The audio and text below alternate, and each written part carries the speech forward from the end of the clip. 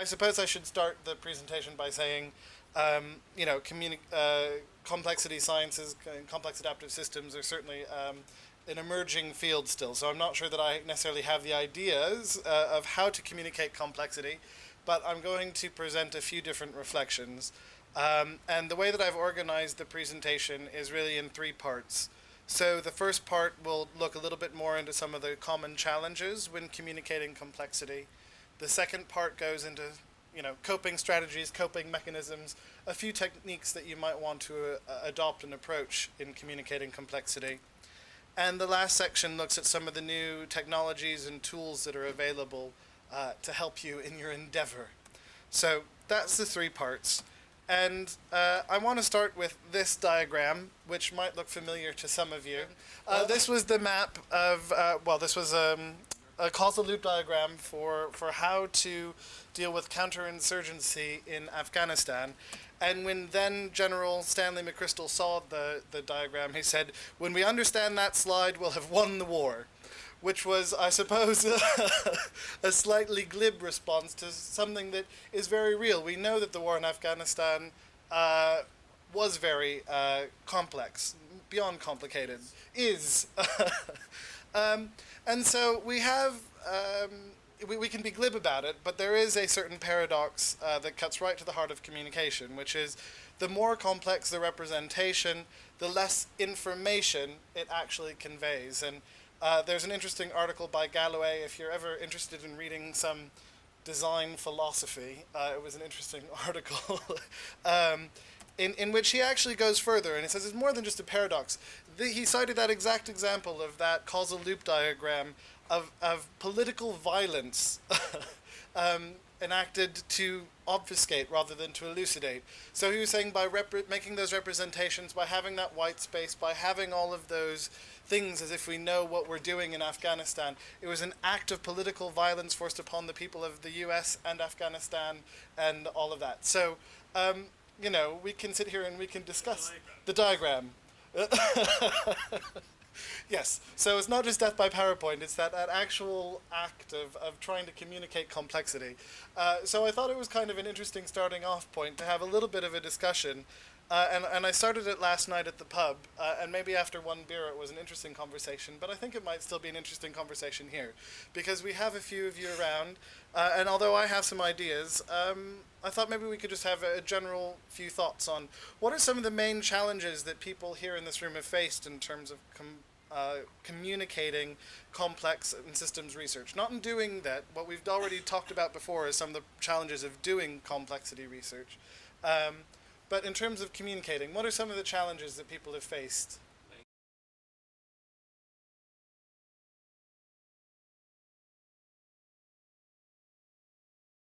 I think that those pose a lot of really interesting challenges and questions, and I think that those might be worth further exploration and discussion. A few that I thought about as I was brainstorming last night, I had one on not understanding the point or the utility or the target audience in terms of why are we doing this, and this gets back to an issue I'll be talking a little bit more about later, but was relevant to the story and to the framing of it. Sometimes we're trying to present, or I don't know if we're trying too much. Too much is a qualitative judgment, but I think is an interesting one there. Lots, at the very least, of data or information. We have challenges of combining lots of different types of data or information. And then I actually went to a couple that were about constraints of the current ways we have of presenting information. So the static nature and linearity of traditional publishing formats. So if you have your PDF, all you have is a static chart, and a lot of times you have these dynamic models and things that you can't include in the journal article.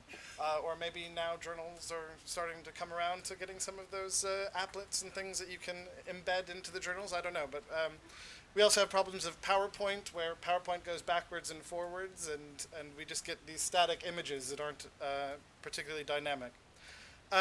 I also am wanted to bring in kind of, I guess I was thinking more of a public audience than necessarily policymakers or other researchers, although it is appropriate. The digital disruption and what it's doing to information consumption and how people consume information differently when they see it on a screen as opposed to seeing it in print. So people will read a newspaper, people will skim a website. just on the nature of how it's presented. And that's where we get the, I guess I call it the BuzzFeedification of the news, which is, I don't know how much you guys read BuzzFeed, but it's the top 23 ways of doing X or Y. And it's all becomes very segmented, and people engage and look at their mobile phone, and then they come back, and it's not this thing that allows for lots of concentration. So those were some of the challenges that I came across in terms of communicating complexity. So is there anything that we can do about it? The first thing that I would highlight, because I think that there is a little bit of a confusion about this, especially when we start presenting a lot of complex adaptive systems, thinking is that data is not the same as information. Does anybody know the difference between data and information? Yeah? This is an example of data. This is just binary code of lots of ones and zeros, which translates into an ASCII code of even more numbers, which translates into hello. So that first one was binary for hello. The first was data. It was the raw information. It doesn't, or the raw, well, data is literally from the Latin for donner, the givens. So it doesn't have any necessary representation, whereas information is about giving it form and giving it meaning. So I think that one of the things that we need to be thinking about when it comes to communicating for complex adaptive systems is taking a little bit more of a thought process around what is the data that I'm presenting or information trying to convey, and how do I make that actual information that is able to be understood and comes across. And so one of the ways of doing it is around telling a story, and I guess there are a few different ways that I mean by that. The first issue is, that's just a blank one, but it actually is about framing the issue. So I think that that gets a little bit back to the challenge of a lot of times maybe the people who you're trying to communicate with don't quite understand why you're doing this or exactly why this approach is important. And I think that that's something that we really need to be careful on in introducing these different methods. Another thing that I would say is it's maybe about not giving away all of the information right at once. I think a way that a story can work, it can go from A to B certainly, but if you start with a small picture, a small piece of the puzzle, you can work up and you can build into the full system, and you can tell a story around how that works. So this happens to be just as links to the likes on the FHS Facebook webpage.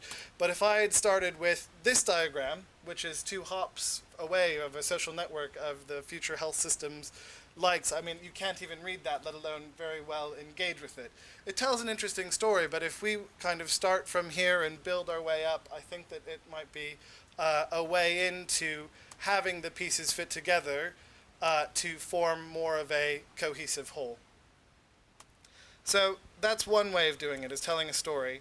And I think that this goes back to information layering, and I wanted to show something more of a dynamic example of mapping check crime, which was the winner of a data visualization competition. And I think one of the things that was really interesting in the way that it's an interactive data or information visualization really about how crime happens in the Czech Republic. And one of the ways that they enter you into that data, enter you into the information, is something called granularity. So here they start with the information, and you can see the darker the red, the more crimes there are at the regional level.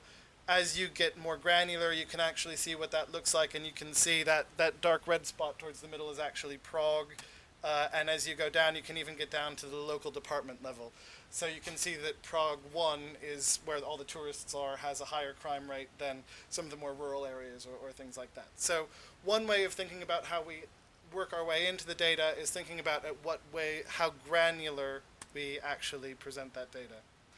Another thing that I really liked about this is that they then allow you to get even more involved as you click on different regions. More information comes up, and you can start comparing the different regions. So Prague 1 versus Prague 3 is what that happens to be, and it even details the different types of crime that are happening, how many of them have been solved and not. They do work quite closely with the police departments and had to go and do data cleaning, I think, for 524 different localities, which was something of a feat. And then for those people who really wanted to have more of the timed information, so right there on the bottom, you can actually see that's a month-by-month chart by how many overall crimes there are down here just at the bottom. But then they actually have graphs of how the different ones are changing. So I think that's a really interesting and really useful way of layering that information and getting into a story without actually telling a story itself necessarily, but allowing a person to engage with the information themselves. So if you haven't checked it out, I do recommend going to checkcrime.org. So if I'm thinking that that's kind of an interesting way of approaching it, are there some technologies and tools that might be useful? One of the things that I really like is Google Drive, which their charts and their fusion tables have come absolute leaps and bounds within just the last year. They've made it really, really, really easy to use. I'm getting some nods of agreement. And you can do some of the mapping and GIS stuff that you might have been doing before. And that is Sarah. And you can also do social network analyses really easily, or social network mapping very easily, and not so much the analysis in terms of some of the things that you compute. Another way that I like to get around linearity is to break out of the PowerPoint and work on Prezi.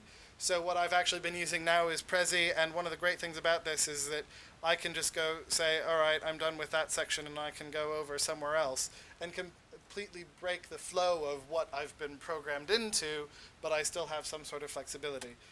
So I think it is really great in terms of also being able to show relationships between things that are at the same Zoom level, work at the same, have clear relationships between them.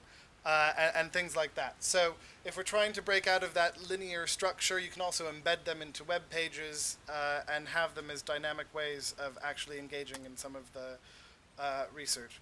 One of the other ones that I've looked at and I've actually worked with the FHS India team on when it comes to presenting using something called JS Timeline, which is a free timeline app that uses JavaScript, and you can kind of click through, and there's more there's pictures, there's titles, and then down here you actually have some of the content versus the contextual changes as we're clicking through. So that's just one example of one of the tools that is freely available and really easy to use, that presents a lot of different layers of information in an easy to use way. But if you're looking for more resources, I guess one of the points I would have is don't reinvent the wheel. There's so many people out there working on data visualization, information visualization these days, that you don't have to be a programmer to do this all yourself. The D3 library of different JavaScript things is an easy, quick way to start if you're looking for different ways to represent your data. And there's lots more resources available. This is just a very quick overview. But yeah, I think that I'm going to end that presentation there and just ask if there are any particular questions or more discussion points.